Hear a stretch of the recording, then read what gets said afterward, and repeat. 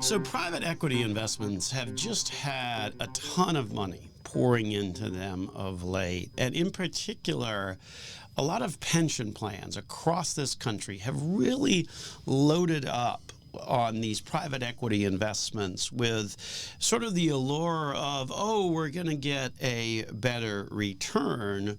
But Zach, in the environment that we've got now, my goodness, with higher interest rates, incredibly costly management fees, a lot of these are showing that it's probably turning into not as good as a deal as people thought. Yeah, that's right. Just as we were talking a minute ago, the rate at which they're having to run at a clip to pay out is just enormous, and then the factors in which they're having to do to get there is just. Yeah, and with the average being nearly 1/6 of all assets and pension plans in these investments, we certainly thought it would be a good topic for this week's program, particularly Zach, with you joining us on your first of many radio programs with us at Nelson Financial Planning. This, of course, is Dollars and Cents, where we help you make sense out of all of life's decisions involving your dollars. One of Central Florida's longest-running radio programs, also a top 25 financial planning podcast. You can check us out on your favorite podcast or social media platform. Any trouble finding us on those channels, go to our website, Nelson Financial Planning, and there you can find us most easily. Once there, subscribe, and then that way you don't have to do that all over again. My name, of course, is Joel Garris. With me this week is Zach Keister. We're certified financial fiduciaries with Nelson Financial Planning, where we got a team of great people beyond just Zach and myself who are privileged to work at, according to Orlando Business Journal, one of the best places to work here in Central Florida. So feel free to give us a call and schedule an absolutely free conversation to see how we can help you. So the issue of these private equities, let's sort of set the stage a little bit about what exactly is a private equity investment, Zach. So it's, a non-public company. So private equity, non-public company. So think of like your Facebooks back when they were in the dorm room or that sort of stuff, or Bill Gates with Microsoft when he was still in the garage, or Apple, Steve Jobs with Apple in the garage, that sort of stuff. That's odd how they all started in garages, didn't they? Either door rooms or garages. So there you go. I need to maybe make some room in my garage for my kids to go do something. So it's finding those kinds of companies before they become public and, investing in them, kind of a very needle in the haystack scenario. Sure.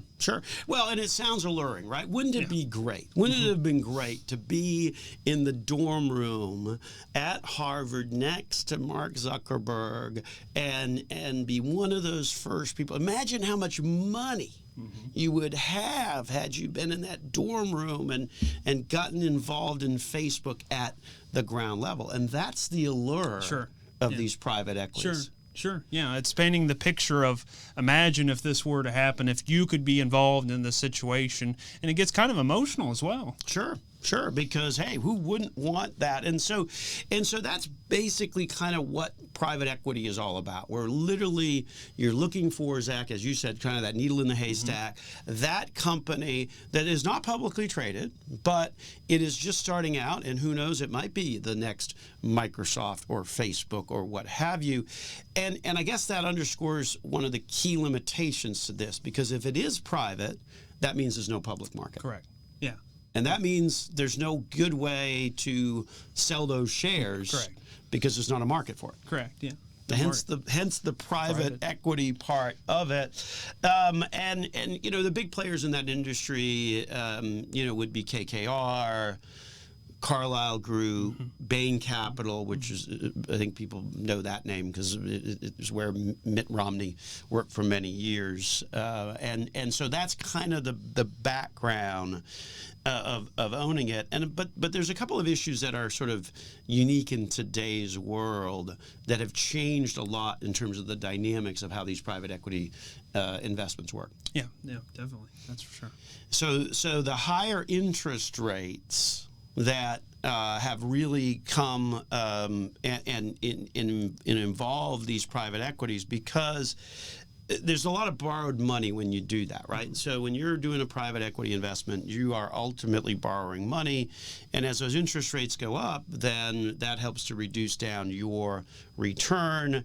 It also these management fees, oftentimes 30 or 40%, and a relatively tough problem for some of these pension plans that have really loaded up on these private equities. Yeah, when you couple all those together between the interest rates, the illiquidity, again, the facts of how far they're having to go to then pay out on the pensions, right. It's just one stacked on top of the other, creating the snowball of issue. Right, because if you think about California CalPERS, which is the country's largest pension plan for now 8 years in a row, has had to pay out on these private equity investments rather than receive money. So that becomes a losing proposition. And if we look specifically at the FRS, and again, we're not going to try and bash the Florida retirement system, but Florida retirement system, Zach, has about $200 billion under management, and roughly about 9% of that is in this private equity.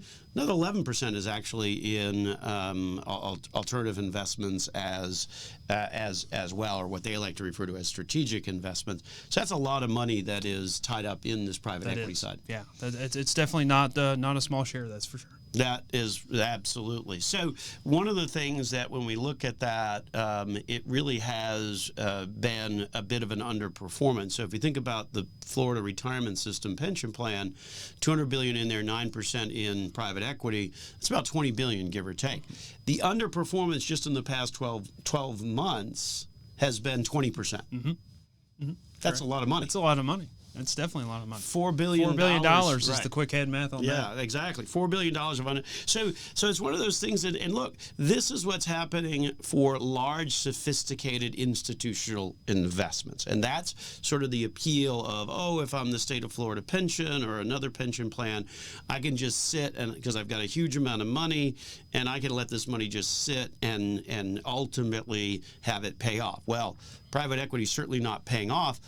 The tough part is, and Zach, you know the statistic, it's really starting to proliferate to individuals as well. Yeah, that's a 17% we were talking about. 17% of individuals are their portfolio is invested in this stuff. So.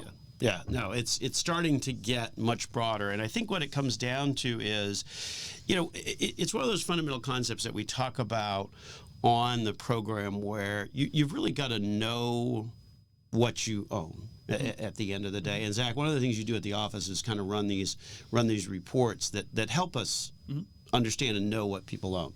Yeah, they break down exactly the companies that they own, even into the sectors, various different sectors, companies themselves, risk levels, what have you. And it's a great program that we utilize frequently on a daily basis almost. Yeah. Well, and it's a great way to really see what's happening inside. So it's so important to sort of know what you own, because if you're starting to own, and pensions are certainly, I think, perhaps waking up to, wait a minute, this is not as good of a deal as what we thought it might have been.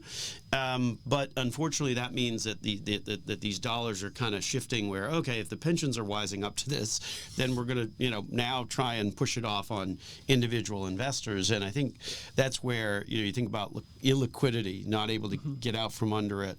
Those are some significant limitations. Yeah, they certainly are. To serve specifically your retirees an illiquid investment, I mean, there's a lot to be said about that. Because what happens with that illiquidity is then if you do want to convert it to cash, some pensions are even having to borrow money, because if you did convert a private equity investment to cash, more often than not, it trades at about 20% of value. Yeah.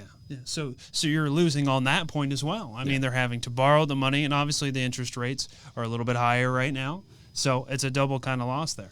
So even though it might sound really sexy to have been in that dorm room at Harvard when next to the inception of Facebook, the reality is that that's really a needle in the haystack.